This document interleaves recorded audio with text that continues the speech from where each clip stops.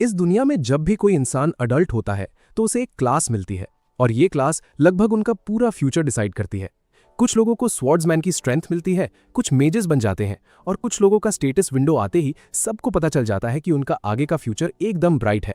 पर कुछ लोग ऐसे भी होते हैं जिनकी जिंदगी सीधे जमीन पर आकर गिरती है, सिर्फ इसलिए क्योंकि उन्हें एक ऐसी क्लास मिलती है जिसे सोसाइटी बिल्कुल नीची नज़र से देखती है। और हेवी नाइट ऐसी ही क्लासेस में से एक है। नाम सुनने में तो बड़ा इंप्रेसिव लगता है, हैवी आर्मर, हाई डिफेंस, एक ऐसा वॉरियर जो अपने एलाइज के आगे एक स्टील वॉल की तरह खड़ा हो। पर इस दुनिया की नज़रों में इस क्लास को एक चलते फिरते बोझ से ज्यादा कुछ नहीं समझा जाता। इसका रीजन बहुत सिंपल है। हैवी नाइट की अटैक पावर बहुत ज्यादा लो होती है। इसका डैमेज इतना वीक है कि अकेले मॉन्स्टर्स से लड़कर लेवल अप करना ऑलमोस्ट इम्पॉसिबल है। मतलब इनके अटैक से एक मच्छर भी न मरे। साथ ही इसकी डिफेंसिव पावर को भी दूसरे टैंक या डिफेंसिव क्लासेस की तरह उतनी वैल्यू नहीं मिलती। इसी वजह से इस दुनिया में जिसे भी हैवी नाइट क्लास मिलती है उसे शुरू से ही यूजलेस मान लिया जाता है। पर आयरनी ये है कि ये क्लास, जिसका लगभग हर कोई मजाक उड़ाता है, एक ऐसे बंदे के हाथ लगने वाली है जो इसकी ट्रू वैल्यू किसी और से बेहतर समझता है। और वो बंदा है एल्मा। वो एडवान फैमिली का बेटा है जो एक प्रेस्टीजियस हाउस है जिसे generation to generation sword saints produce करने के लिए जाना जाता है।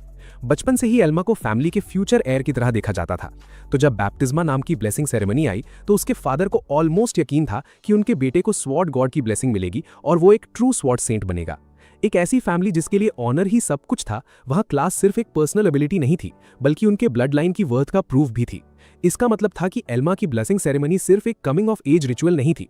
ये वो मोमेंट था जो डिसाइड करने वाला था कि वो एडवान फैमिली का वारिस बनने के लायक है या नहीं। पर जैसे ही सेरेमनी शुरू हुई कुछ अजीब हुआ। एल्मा की पिछली जिंदगी की यादें अचानक अवेकन हो गईं। उसे याद आया कि वो पहले किसी और दुनिया में रहता था और अभी वो जिस दुनिया में है वो बिल्कुल उस VR online game magic world की तरह है जिसका वो हार्डकोर एडिक्ट था। किसी आम इंसान के लिए अचानक पिछली जिंदगी की यादें आना उसका दिमाग हिला देने के लिए काफी था। पर एल्मा का फर्स्ट रिएक्शन बिल्कुल वैसा ही था जैसा एक वेटरन गेमर से एक्सपेक्ट किया जाता है।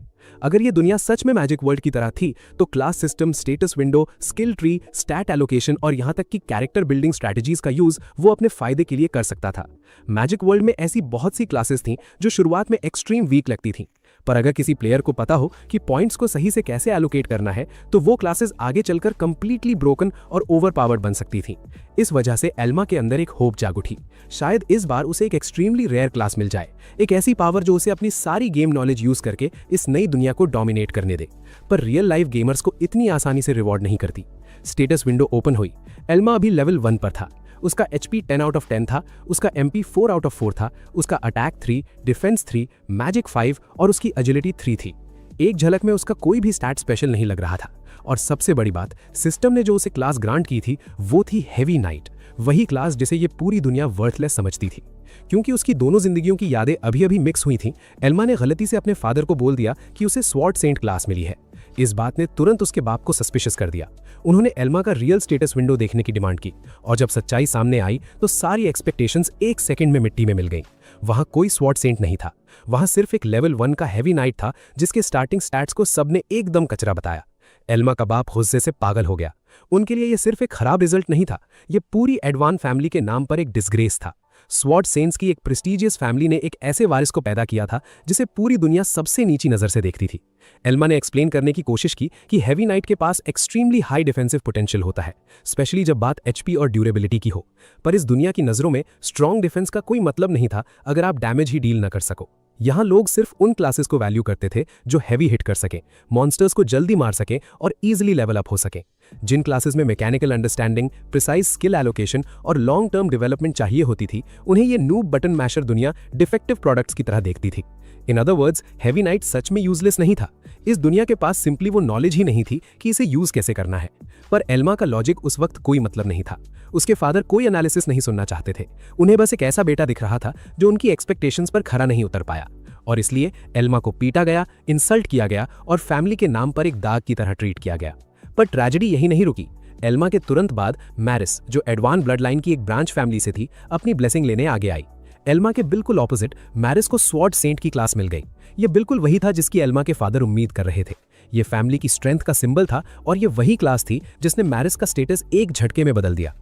एल्मा के बाप ने तुरंत मैरिस को अपनी ऑफिशियल डॉटर अडॉप्ट कर लिया। उन्होंने उसे एडवान फैमिली का नया हेयर बना दिया।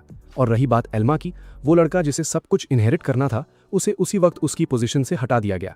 ये सब इतनी बेरहमी और स्पीड से हुआ कि कोई सोच भी नहीं सकता था। बस कुछ मिनट पहले तक वो एक ऐसा यंग मास्टर था जिससे सबको बड़ी बड़ी उम्मीदें थीं, और कुछ मिनटों बाद ही वो एक अनवांटेड आउटसाइडर बन चुका था। इसलिए नहीं कि उसने किसी को धोखा दिया था या उसने कुछ गलत किया था, बल्कि सिर्फ इसलिए क्योंकि उसके स्टेटस विंडो ने एक ऐसी क्लास दिखा दी जिसे सोसाइटी एक्सेप्ट करने से मना करती थी। एल्मा के बाप ने सिर्फ उसकी इनहेरिटेंस ही नहीं छीनी, उसने एल्मा को एडवान नाम यूज करने से भी बैन कर दिया। अगर एल्मा ने कभी भी फैमिली के सामने आने की हिम्मत की तो उसके बाप ने उसे जान से मारने तक की धमकी दे डाली। बाप है या थैनोस, एक चुटकी में बेटे का पूरा एग्जिस्टेंस ही मिटा दिया। और इस तरह एक बारिश वाली रात में एल्मा को हवेली से धक्के मारकर निकाल दिया गया। अब उसके पास ना कोई फैमिली थी, ना कोई नोबल स्टेटस, ना ही एयर वाली पोजीशन। उसे सिर्फ एक पैसों की छोटी सी थैली मिली जो एक सर्वेंट ने चुपके से उसके हाथ में थमा दी थी। उस बेघर हुए यंग मास्टर के लिए दया का एक आखिरी कतरा।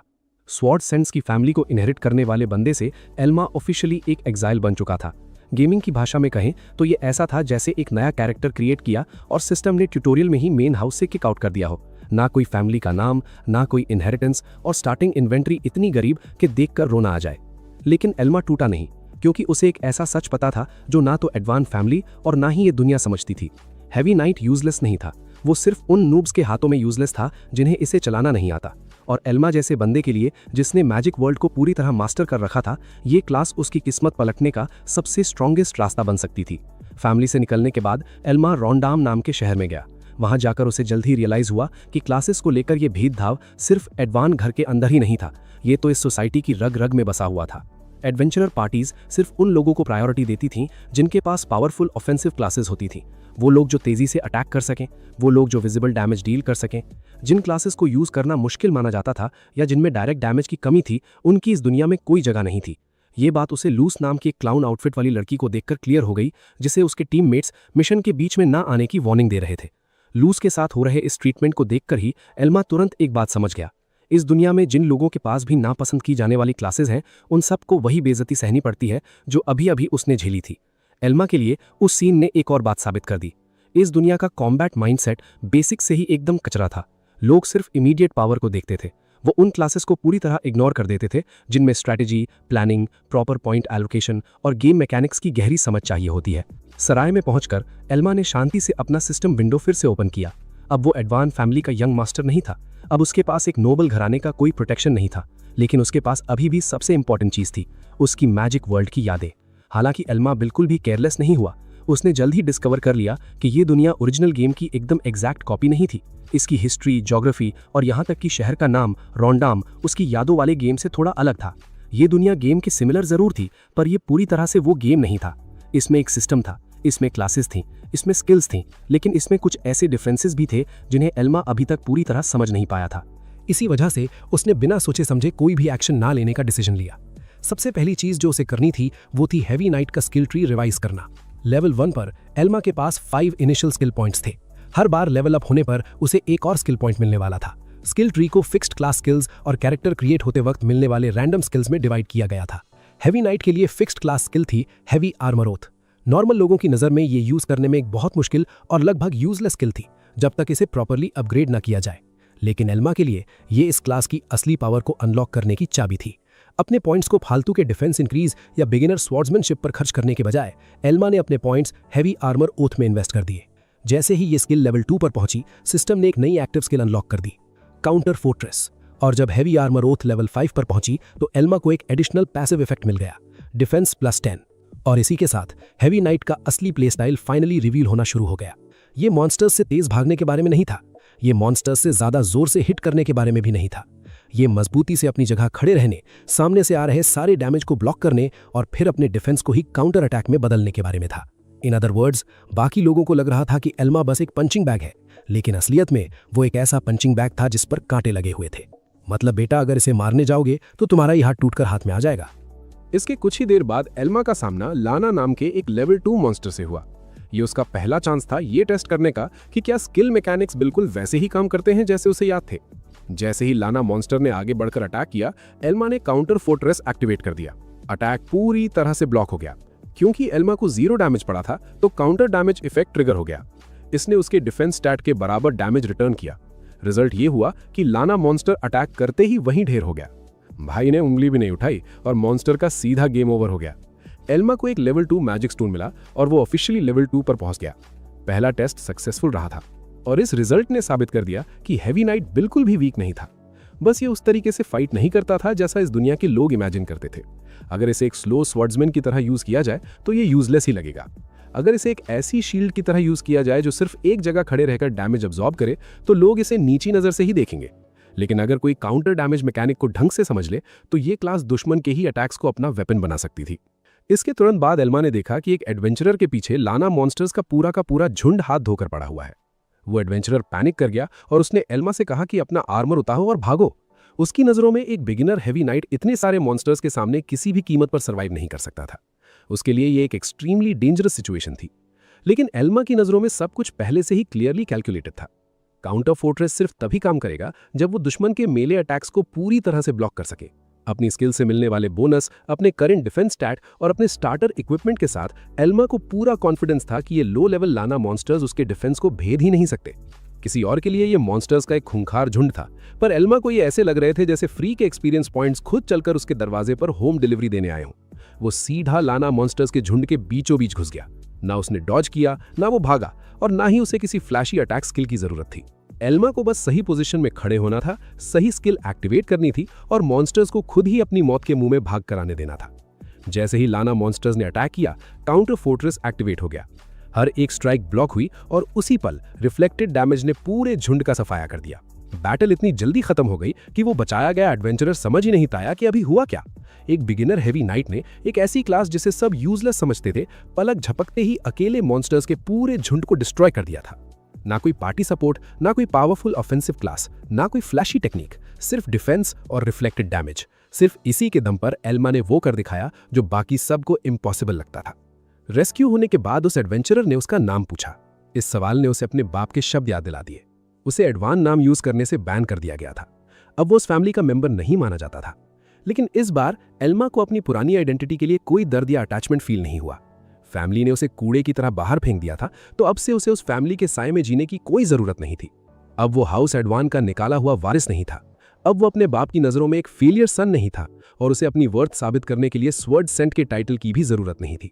इस पल से वो अपनी खुद की स्ट्रेंथ के साथ आगे बढ़ेगा और उसकी नई आइडेंटिटी बहुत सिंपल थी, एल्मा द हेवी नाइट। ये एकदम क्लियर था कि जो नोबल नाम वो कभी कैरी करता था, अब वो उसके दिल में एक कांटे की तरह चुभता था, जिसे जब भी छुओ तो सिर्फ दर्द होता है। उन मॉन्स्टर्स का सफाया करने के बाद एल्मा को भर भर कर एक्सपीरियंस मिलता है और वो सीधा लेवल 2 से जंप मारकर लेवल 8 पर पहुंच जाता है। साथ ही उसे एक नया टाइटल भी मिलता है, द इमूवेबल वन। जब वो अपना स्टैटस स्क्रीन ओपन करता है तो उसकी HP 30 तक बढ़ चुकी थी और उसके अटैक और डिफेंस में भी एक सॉलिड इंक्रीज हुआ था। इन फेमिलियर नंबर्स को देखकर एल्मा को और भी पक्का यकीन हो जाता है कि इस दुनिया का सिस्टम बिल्कुल मैजिक वर्ल्ड की परफेक्ट कॉपी है। उसे बिल्कुल वैसी फीलिंग आ रही थी जैसे कोई पुराना गेमर अपने सालों पुराने अकाउंट में फिर से लॉगिन कर रहा हो। इंटरफेस पर एक नजर डालना ही काफी था ये जानने के लिए कि कौन सा बटन दबाने से कौन सी स्किल निकलेगी। इतने स्पेक्टेक्युलर तरीके से अपनी जान बचने के बाद एरीज बहुत ग्रेटफुल था और ये एक्सप्लेन करने के लिए मरा जा रहा था कि वो आखिर अकेला क्यों भटक रहा था। इस दुनिया में एक एडवेंचरर को कम से कम लेवल 3 तक अकेले पहुंचना होता है, तब जाकर उसकी थोड़ी बहुत क्रेडिबिलिटी बनती है। एरिस मानता है कि वो खुद को साबित करने के लिए इतना डेस्परेट था कि उसने पार्टी बनाने वाला स्टेप ही स्किप कर दिया और इसी वजह से वो अभी मेंढकों का डिनर बनने ही वाला था। अब जब वो एल्मा से मिल चुका था तो उसे लग रहा था जैसे कोई खजाना हाथ लग गया हो। वो पूरे एंथुजियाज्म के साथ एल्मा को वापस टाउन चलकर एक टीम बनाने के लिए इनवाइट करता है। यहाँ तक कि वो प्रॉमिस करता है कि वो बाकी लोगों को भी मना लेगा, भले ही उनके मन में हैवी आर्मर नाइट्स के लिए कितना भी प्रेजुडिस क्यों ना हो। लेकिन एल्मा इस पूरी एक्साइटमेंट का जवाब एकदम कोल्ड रिफ्यूजल से देता है। एरिस पूरी तरह शॉक में था। उसे समझ नहीं आ रहा था कि एक प्योर डिफेंस प्लेयर टीममेट्स बनाने का चांस कैसे रिजेक्ट कर सकता है। भाई तू फ्री राइड ढूंढ रहा है और वो अकेला सर्वर हैक करने निकला है। उसके दिमाग में एक टैंकर जो सोलो खेलता है वो कभी भी ढंग से लेवल अप नहीं कर सकता और इस दुनिया में हर कोई बिल्कुल यही सोचता था। लेकिन एल्मा का इनर लॉजिक बहुत ही हार्श और एकदम क्लियर था। वो अकेले इस गेम को ब्रेक करना चाहता था। अगर वो टीममेट्स के साथ ट्रैवल करेगा तो एक्सपीरियंस स्प्लिट हो जाएगा, लूट स्प्लिट हो जाएगी और रेयर टाइटल्स या एक्सक्लूसिव स्किल्स सिर्फ उसी बंदे को मिलेंगी जो फिनिशिंग ब्लो मारेगा। और तो और वो उन लोगों को ऑप्टिमाइज्ड बिल्ड्स एक्सप्लेन करने में अपना टाइम वेस्ट नहीं करना चाहता था जो पहले से ही प्रेजुडिस से भरे हुए थे। वो बस यही पूछते रहते कि एक हैवी आर्मर नाइट आखिर कर ही क्या सकता है। शॉर्ट में कहें तो एल्मा एक ऐसे वेटरन प्लेयर की तरह सोच रहा था जो अकेले और पूरी एफिशिएंसी के साथ अपनी रैंक फार्म करना चाहता था। कोई भी इन्विटेशन उसे हिला नहीं सकता था। और इससे भी गहरी बात यह थी कि उसके बाप और मैरिस की परछाइयां फिर से उसके दिमाग में आ जाती हैं। अपनी फैमिली द्वारा कचरे की तरह बाहर फेंके जाने का शौक अभी भी उसके अंदर जल रहा था, जो एल्मा को जल्द से जल्द इनविंसिबल बनने के लिए पुश कर रहा था। उसके पास रुकीज को कैरी करने या किसी के लिए एक प्रॉपर मॉडल टैंकर बनने का कोई टाइम नहीं था। उसका वो कोल्ड रिफ्यूजल एक डिक्लेरेशन भी था कि अब से एल्मा सिर्फ और सिर्फ अपने गोल के लिए फाइट करेगा। वहां से आगे बढ़ते हुए पास्ट के वो भूत अभी भी एल्मा का पीछा नहीं छोड़ रहे थे। उसके कोल्ड फादर और मैरिस की स्माइल का वो इमेज बार बार उसके दिमाग में फ्लैश हो रहा था, जैसे कोई रिमाइंडर हो कि उसके पास आराम करने का टाइम नहीं है। एक हैवी आर्मर नाइट की ट्रू स्ट्रेंथ को अनलॉक करने के लिए अभी भी उसके सामने पहाड़ों जितना काम पड़ा था। इस बीच एरिस किसी ओवरली लॉयल पूंछ की तरह जिद में उसके पीछे लगा रहता है और पीछे पीछे चलते हुए बड़ी एंग्जाइटी से एल्मा को एडवाइस करता है कि वो इन लो लेवल मेंढकों से लड़ना छोड़े और स्ट्रॉन्गर टारगेट्स पर फोकस करे। एल्मा उसे आंसर देने की भी जहमत नहीं उठाता, लेकिन वो उसे भगाता भी नहीं है और उस रुकी को अपने पीछे पीछे फुल ओवर एंथुसियाज्म में भटकने देता है। तभी जिस खतरे से एरिस डरता था वो फाइनली आ ही जाता है। बस फर्क ये था कि वो उम्मीद से कहीं ज्यादा जल्दी आ गया था और उसका लेवल एरिस की इमेजिनेशन से कहीं ज्यादा हाई था। एक जायंट मैजिक स्पाइडर पेड़ों से नीचे कूदती है और जैसे ही वो दोनों रुकते हैं उन पर आग से अटैक करती है। एल्मा तुरंत अपना सिस्टम ओपन करता है। उसके एक्सप्रेशंस में रत्ती भर भी चेंज नहीं आता। भले ही उसके सामने जो दुश्मन था वो लेवल 16 का एरियन डाइव था, यानी गेम में उसके करंट लेवल से सीधा डबल। एक रेड बॉस को देखना जनरली वहां से दुम दबाकर भागना होता है, लेकिन यहाँ एल्मा उसकी डिटेल्स ऐसे पढ़ रहा था जैसे वो कोई मॉन्स्टर विकी स्क्रॉल कर रहा हो। भाई को मौत का डर नहीं है, वो बस सिलेबस चेक कर रहा है। लेकिन यहाँ एल्मा उसकी डिटेल्स ऐसे पढ़ रहा था जैसे वो कोई मॉन्स्टर विकी स्क्रॉल कर रहा हो। निंजा स्टेप्स के थ्रू स्टेल्थ, मूवमेंट कंट्रोल करने वाला पॉइजन और फ्लेम क्लॉ के वो आग उगलते हुए दांत जो अगर लग गए तो इंस्टेंट किल कर सकते थे। मेन प्रॉब्लम ये थी कि फोर्ट्रेस काउंटर तब तक यूजलेस रहेगा जब तक उसका डिफेंस दुश्मन के अटैक से डबल ना हो जाए, और करंट लेवल डिफरेंस को देखते हुए ये कंडीशन अभी पॉसिबल नहीं थी। इस खतरे को देखकर एरीज कांपते हुए अपनी तलवार लेकर आगे बढ़ता है ताकि वो खुद को बीट की तरह सैक्रिफाइस कर दे और एल्मा वहां से भाग सके। एरीज भले ही वीक था, लेकिन उसके अंदर हिम्मत थी और वो अपनी गलती की रिस्पॉन्सिबिलिटी लेने के लिए तैयार था। लड़के में दम तो है, भले ही एचपी एक मच्छर के बराबर हो। हालांकि एल्मा उसे एक हाथ से रोकता है और एकदम फर्म होकर कहता है कि टेंशन मत लो। वेटरन गेमर्स दूसरों से अलग होते हैं क्योंकि उन्हें जितना कॉर्नर किया जाता है वो उतने ही शांत दिमाग से अपने स्किल ट्री में बाजी पलटने का रास्ता ढूंढते हैं। अपने रीसेंट लेवल अप से मिले 7 स्किल पॉइंट्स के साथ एल्मा सब कुछ हैवी आर्मर ओथ में इन्वेस्ट कर देता है और सिस्टम तुरंत एक नई स्किल अनलॉक करता है, डिसआर्म। ये ज्यादा डैमेज तो डील नहीं करती, लेकिन हर एक मिनट में ये टारगेट के अटैक स्टैट को 1 मिनट के लिए 20% तक रिड्यूस कर सकती थी। सिर्फ इसका इफेक्ट सुनकर ही कोई भी समझ सकता था कि सिचुएशन को रिवर्स करने के लिए एक टैंकर के पास इससे परफेक्ट चीज नहीं हो सकती। एल्मा बिल्कुल भी हेजिटेट नहीं करता, वो पूरे बर्निंग कॉन्फिडेंस के साथ उस स्पाइडर को प्रोवोक करता है और सीधा आगे चार्ज कर देता है। एरियन डाइप अपना पॉइजन फेंकता है, एल्मा अपनी शील्ड से उसे ब्लॉक करता है और तुरंत डिसआर्म से काउंटर करता है। सिस्टम रिपोर्ट करता है कि दुश्मन का 20% अटैक कम हो चुका है। गुस्से में बौखलाया हुआ बॉस अपना फ्लेम क्लॉ चलाता है, हर तरफ धुआं और धूल उड़ने लगती है, जिसे देखकर एरीज डर के मारे चिल्ला पड़ता है क्योंकि उसे लगता है कि एल्मा जलकर राख हो गया है। लेकिन अपने थिक आर्मर और स्ट्रॉन्ग बेस डिफेंस की बदौलत एल्मा अपनी जगह पर मजबूती से टिका रहता है। और वो यही नहीं रुकता, अटैक्स को डॉज करते हुए वो बॉस का एमपी कैलकुलेट कर रहा था। पॉइजन शॉट की कॉस्ट 7 थी और फ्लेम क्लॉ की 5। भाई के दिमाग में अलग ही कैलकुलेटर चल रहा है। वो उस पल का वेट करता है जब स्पाइडर की सांस फूलने लगती है और फिर वो दूसरा डिसआर्म हिट करता है, जिससे टोटल अटैक रिडक्शन 40% तक पहुंच जाता है।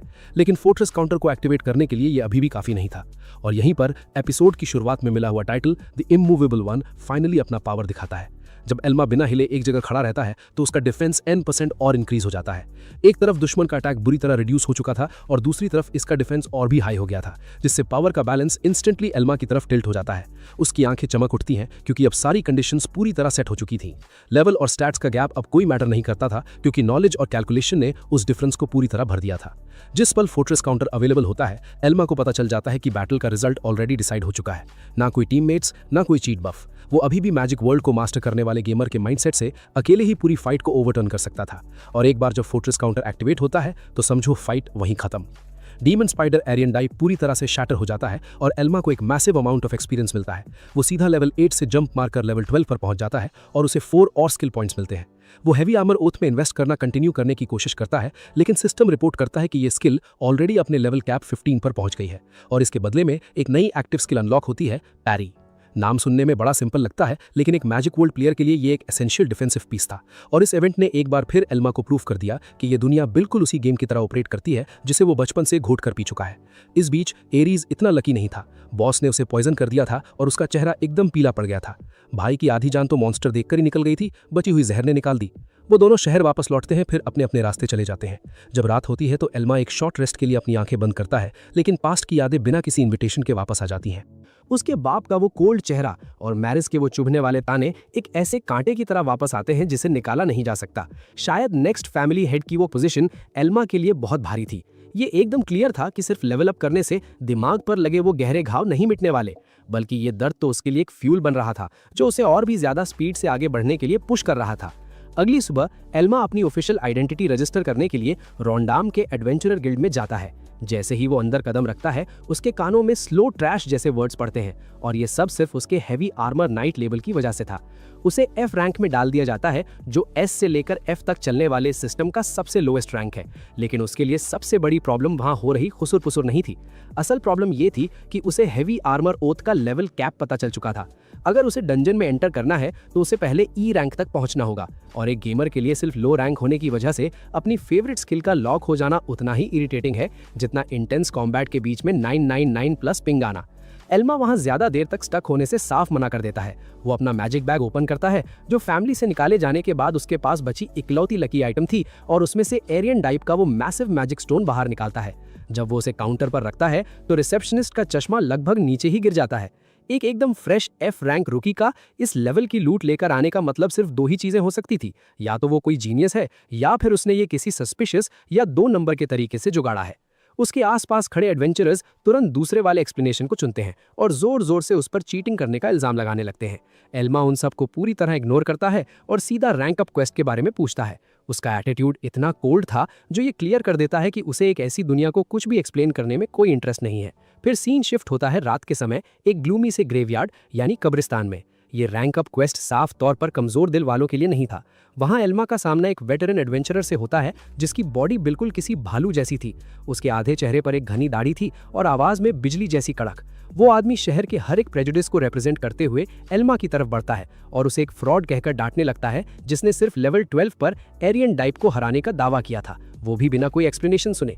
वो आदमी उस रुकी को अपने तरीके से सबक सिखाने के लिए अपनी मुट्ठी उठा लेता है, लेकिन उसे इस बात का बिल्कुल भी अंदाजा नहीं था कि एल्मा उसके पंच को इतनी आसानी से डिफ्लेक्ट कर देगा जैसे वो कोई धूल झाड़ रहा हो। मतलब अंकल जी आए थे हीरो बनने और एक झटके में उनकी हवा टाइट हो गई। इस मोमेंट में किसी भी तरह की ब्रूट फोर्स का यूज नहीं हुआ था, बस उसकी नई अनलॉक्ड हुई स्किल पैरी को फाइनली अपना जादू दिखाने का पहला मौका मिल गया था, जिसने उस आदमी को डिसबिलीफ में आंखें फाड़े वहीं जमा दिया। ये कॉन्फ्रंटेशन उसी टेंस मोमेंट पर खत्म हो जाता है और हवा में सिर्फ एक ही सवाल रह जाता है, क्या ये खली जैसा दिखने वाला आदमी एल्मा के रास्ते की आखिरी रुकावट है, या फिर ये आगे आने वाले एक और भी ज्यादा खतरनाक मिशन का बस एक ओपनिंग टेस्ट है।